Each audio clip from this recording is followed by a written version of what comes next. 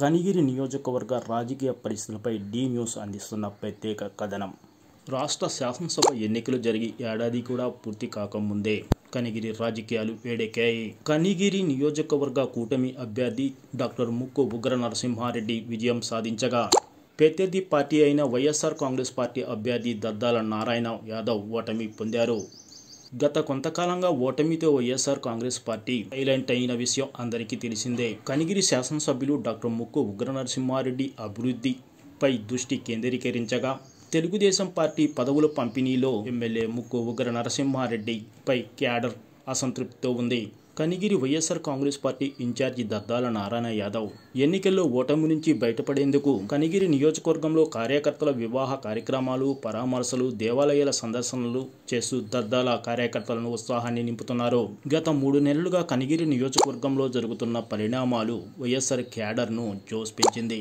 అధికార తెలుగుదేశం పార్టీ తిరునాళ్ల పేరుతో దేవాలయాల వద్ద ప్రభలు ఏర్పాటు చేసి రికార్డింగ్ డ్యాన్సులతో స్థానిక బలాన్ని నిరూపించుకునేందుకు ప్రయత్నాలు చేసింది.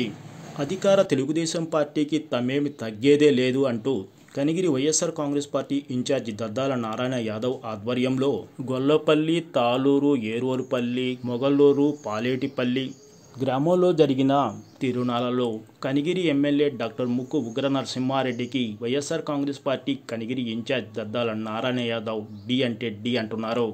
ఇది ఇలా ఉండగా, గంగమ్మ తిరునాళ్ల సందర్భంగా టీడీపీ, వైసీపీలు ధీటుగా కనిగిరి నియోజకవర్గంలో బీసీ నాయకులు భారత చైతన్య యువజన పార్టీ వ్యవస్థాపక అధ్యక్షులు రామచంద్ర యాదవ్ను కనిగిరి నియోజకవర్గంలోని పాలేటి గంగమ్మ తిరునాళ్ల సందర్భంగా ఏర్పాటు చేసిన కార్యక్రమంలో ఆయన స్వయంగా పాల్గొని కనిగిరి నియోజకవర్గంలో భారత చైతన్య యువజన పార్టీని ఊపు తెచ్చేందుకు ప్రయత్నాలు ప్రారంభించారు.